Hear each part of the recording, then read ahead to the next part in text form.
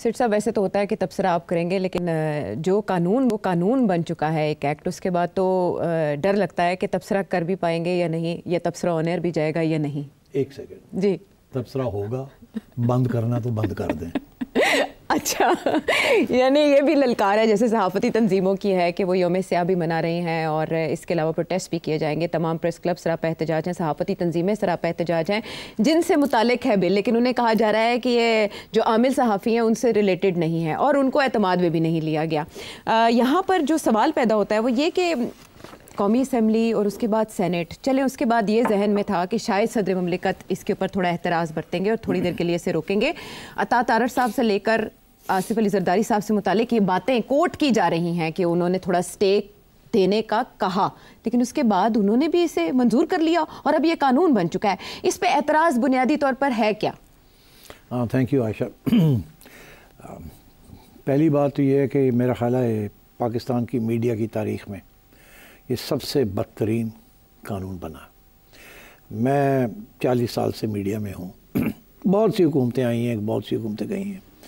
हमने अयूब खान के ज़माने के प्रेस एंड पब्लिकेशन कानून भी देखे हैं, भुगते भी हैं, और फिर हमने बेनज़ीर मोहतरमा के ज़माने में कुछ उसमें रिलैक्सेशन भी देखी। फिर मुशर्रफ के ज़माने में सबसे ज़्यादा रिलैक्सेशन हुई, इलेक्ट्रॉनिक मीडिया को इजाज़त मिली। ये ऐसे लगता है कि हम घूम फिर के अयूब खान के ज़माने में चले गए और ये कहा यह जा रहा है कि ये जमहूरी हुकूमत है या मुंतखब हुकूमत है। तो अब वो जो PTI वाले जो बात करते हैं इस हुकूमत के बारे में कि ये फॉर्म 47 की हुकूमत है, इस हुकूमत के पास कोई पावर नहीं है, ये बिल इस हुकूमत ने नहीं बनाया। और बाय द वे हुकूमत के लोग और पीपल्स पार्टी के लोग अलहदगी में यही कहते हैं कि हमारा इसमें कोई रोल नहीं, हम तो फुल स्टॉप कॉमा भी चेंज नहीं कर सके। तो अगर ये इतने बेबस हैं तो ये फिर क्या हुकूमत कर रहे हैं? ये क्या चाह रहे हैं कि ये मुल्क को कहाँ किसके हवाले कर दिया इन्होंने? तो अब बात यह है कि अब आपका सवाल का जवाब मैं देता हूँ, क्यों ये सबसे ज़्यादा बदतरीन है। और हमारी यही उम्मीद है कि जुडिशरी के अंदर सुप्रीम कोर्ट में इसको स्ट्राइक डाउन कर दिया जाएगा, इसके वो इश्यूज़ जो कि बिल्कुल ही आइन के ख़िलाफ़ हैं और हमारी मीडिया की आज़ादी के ख़िलाफ़ है और फेयर कमेंट के ख़िलाफ़ है। अच्छा, हमें ये कहा जा रहा है, मैं अभी आता हूँ कि इसमें है क्या गड़बड़। हमें ये कहा जा रहा है कि जी हमारी नीयत तो अच्छी है, हम तो सिर्फ PTI के ख़िलाफ़, क्योंकि PTI ने गाली गलौज शुरू की हुई है। PTI जो है रियासत के ख़िलाफ़ गाली गलौज कर रही है, PTI ने मुल्क को तबाह करने की कोशिश की है। ये सारी बातें हमें इनफॉर्मली बताई जा रही हैं, फेक न्यूज़ कि सारी फेक न्यूज़। इसमें मैं समझता हूँ 80-90% सच्चाई है कि PTI ने जिस किस्म का रवैया इख्तियार किया हुआ है, अब मैं PTI की तनकीद की तरफ जा रहा हूँ, वो और जिस किस्म की मीडिया सोशल मीडिया के ऊपर मिसयूज़ किया उन्होंने, मिस इन्फॉर्मेशन, डिसइन्फॉर्मेशन, कोई चीज़ छोड़ी नहीं, फेक न्यूज़ और हर किस्म की उन्होंने इस्तेमाल किया। तो प्रोवोकेशन तो वहीं से आई है, इसमें कोई शक नहीं है। मगर उसके अंदर अब जो रिएक्शन आया है रियासत के इदारों की तरफ से, जिसके आगे ये हुकूमत बेबस है, वो उसमें हम भी धरे जाएंगे, सारा मीडिया धरा जाएगा उसमें। उसकी वजह यह है कि इसके अंदर इस किस्म की खामियां हैं जो मैं अभी पॉइंट आउट करूंगा कि अगर उनका ख्याल रख लिया जाता तो बहुत से मसले हल हो सकते थे कानून के अंदर और कानून के दायरे के अंदर रहते हुए।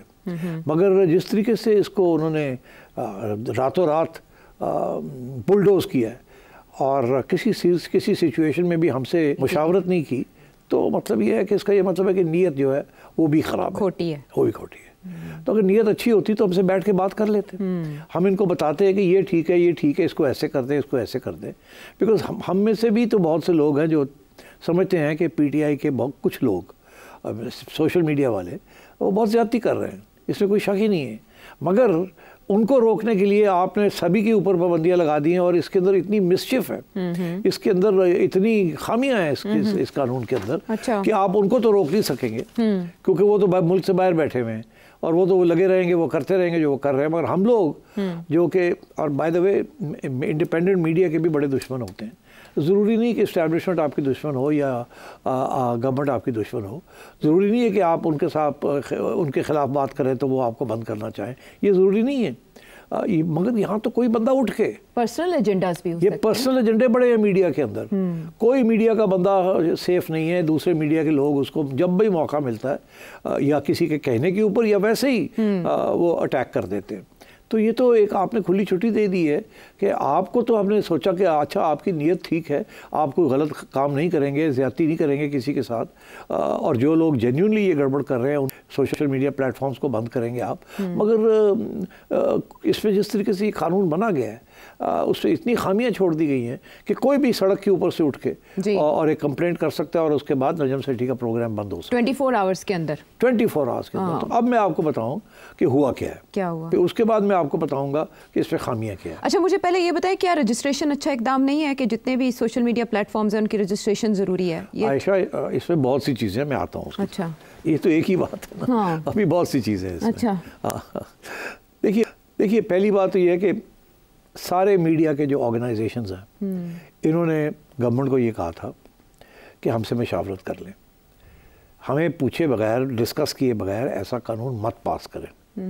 ठीक, हमें ख़दशा था कि इस किस्म की कानून आएगा, और बेहतर ये है कि जबकि किसी स्टेक होल्डर के ख़िलाफ़, जो कि आइन के अंदर प्रोटेक्टेड है, freedom of media, pillar of the state, ये आइन के अंदर है, तो जब आइनी बात है तो फिर उनको कंसल्ट कर लें। हम we are stakeholders in the state of Pakistan, हम पाकिस्तान की स्टेट के खिलाफ नहीं हैं, वी आर स्टेक होल्डर्स। तो इसलिए हम स्टेक होल्डर्स हैं, हमें मशावरत हमसे कर लें।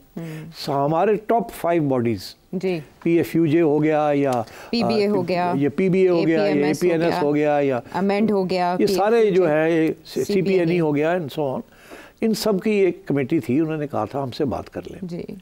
और मैं आपको बताऊं, अता तारर साहब ने उनको वादा किया, यहाँ तक कि जब अभी हाल ही में प्राइम मिनिस्टर साहब ने एक दावत पे बुलाया सब मीडिया ओनर्स को जी, जो PBA के हैं, ब्रॉडकास्टिंग एसोसिएशन, जी 22 जनवरी को, जी 22 जनवरी को। और वहाँ जब ये एहतजाज की बात आई तो प्राइम मिनिस्टर साहब ने, जो मुझे बताया गया है, मैं तो था नहीं वहाँ, मगर मुझे ये बताया गया, ब्रीफिंग मेरी हुई है कि जी प्राइम मिनिस्टर साहब ने अता तारर से पूछा, क्यों भाई अता ये तो सही कह रहे हैं, मशावरत तो होनी चाहिए।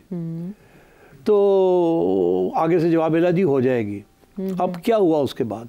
क्या हुआ उसके बाद? ये हुआ कि कोई मशावरत नहीं हुई, एक वादा के बाद दूसरा वादा। अच्छा। एक दफ़ा ये कहा गया कि जी हाँ, जब ये इन्होंने कहा कि मशावरत करें, उन्होंने कहा जी हाँ करेंगे, तो फिर एक दिन कहा कि चलो जी अभी आधा घंटे के अंदर अंदर आपको हम जूम के ऊपर एक मीटिंग कर लेते हैं आपसे।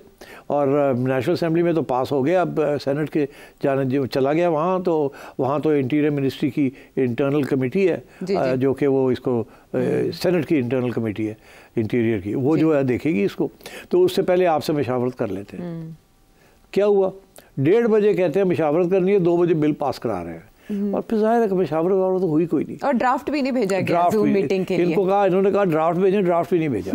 और इसमें अब मैंने अता का नाम ले लिया, मेरा दोस्त है, मेरे एक और भी दोस्त हैं, वो भी इसी किस्म की गेम खेल रहे थे।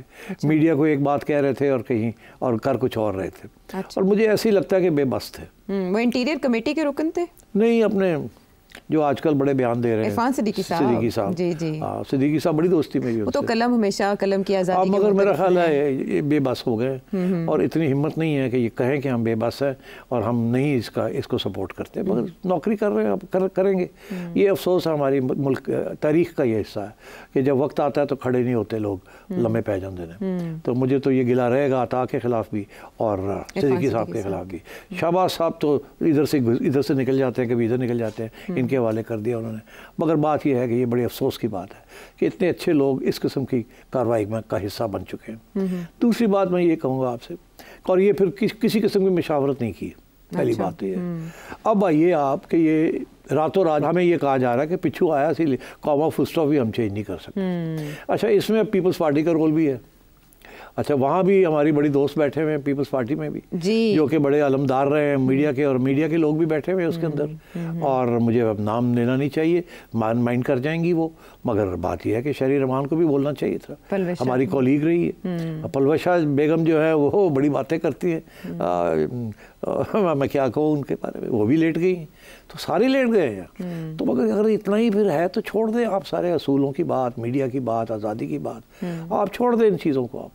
मगर नहीं, वो भी करना है और ये भी हमारे साथ ये जुल्म भी करना है। तो अब मैं आगे आऊँगा और बाय द वे ये सारे बड़े अच्छे प्यारे दोस्त हैं मेरे। Sherry is a very dear friend, woman of impeccable character, but ज़ाहिर नज़र आ रहा है आपके सामने क्या हुआ क्या नहीं हुआ। मुझे नाम नहीं लेने चाहिए, बट मुझे इतना गुस्सा है, इतना मुझे दुख भी है कि इन लोगों ने किया क्या है। किस पॉइंट इन लोगों ने किसी स्टेज पे भी खड़े नहीं हुए। किस पॉइंट के ऊपर आपको ज्यादा है? अब आइए कि इसमें हुआ क्या है।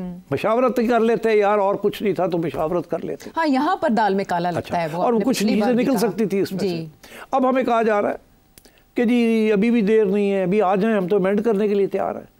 अभी आप क्या अमेंड करने के लिए तैयार है? क्या ये मजाक बनाया हुआ है आपने कि जी आप एक कानून पास कर देते हैं, फिर उसके बाद आप कहते हैं अमेंड करने के लिए तैयार है, फिर उसके ऊपर आप हमें घुमाएंगे फिर आएंगे और कहेंगे अमेंड करता है। क्या ये नॉनसेंस है?